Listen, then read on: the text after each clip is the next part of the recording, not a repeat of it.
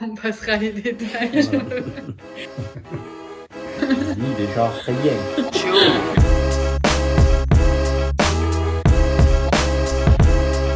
Alors, je suis Russell Blake, d'origine britannique. Stéphane Nervas. Je m'appelle Fresque Patrick. Donc moi je m'appelle Jérémy Salé. Alors Vincent Arnold.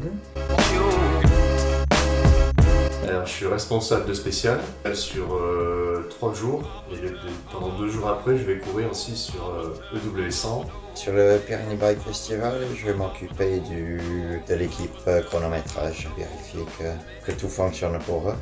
Ma mission lors du Pyrénées Bike Festival, c'est de m'occuper de la spéciale numéro 2, donc de Black Sheep. Voilà, donc le positionnement des signaleurs et puis tout l'aspect technique de la spéciale. Ma mission responsable de spécial, donc la numéro 1. Je m'occupe du ravitaillement des coureurs. Cette année, ce sera sur les 3 jours, les 3 courses, le jeudi, le samedi et le dimanche.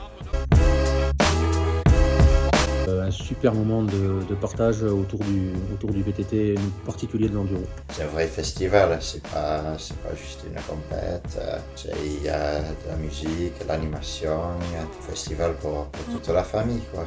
Et bien, ça prend de l'ampleur, c'est bien pour la vallée. Bon, ça amène du monde, ça amène la motivation des gens qui l'organisent aussi, cette Coupe du Monde, donc c'est positif, quoi. Moi, je pense qu'on peut dire que c'est une superbe fête du vélo en montagne.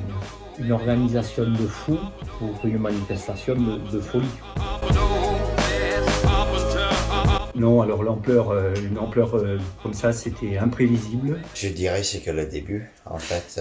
Les Pyrénées, c'est une chaîne de montagne parfaite pour le VTT et c'est le premier gros festival pyrénéen. J'espère que bientôt on sera célèbre dans le monde entier. Je pense qu'on pouvait un peu s'y attendre, mais autant peut-être pas. Pas spécialement. Ouais, moi j'en doutais pas, parce qu'on avait le terrain de jeu, on a les infrastructures, on avait une grosse volonté politique, on avait Ludovic qui était là pour mutualiser tous ces éléments, et donc du coup, je doutais pas que ça pourrait aller très loin comme ça. Bon, jusqu'à arriver à mettre en place une Coupe du Monde, peut-être pas, mais je savais qu'on allait pouvoir pérenniser l'histoire.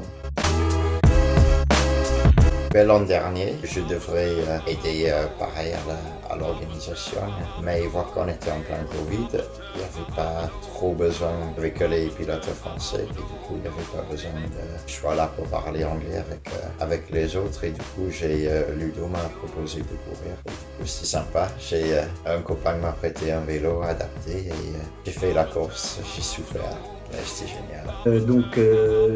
L'année dernière, on avait essayé de proposer dans le ravitaillement du fromage. Et donc, on avait voulu faire mieux qu'il y a 2 ans en proposant du fromage pyrénéen. Donc là, c'était du betmal, effectivement, du betmal un peu crémeux, qui nous a été servi en poche. Et on a donc eu un mal fou à couper en tranches. Et donc on a passé beaucoup plus d'heures, notre petite équipe, à préparer les tranches de fromage pour les mettre avec le jambon et le pain.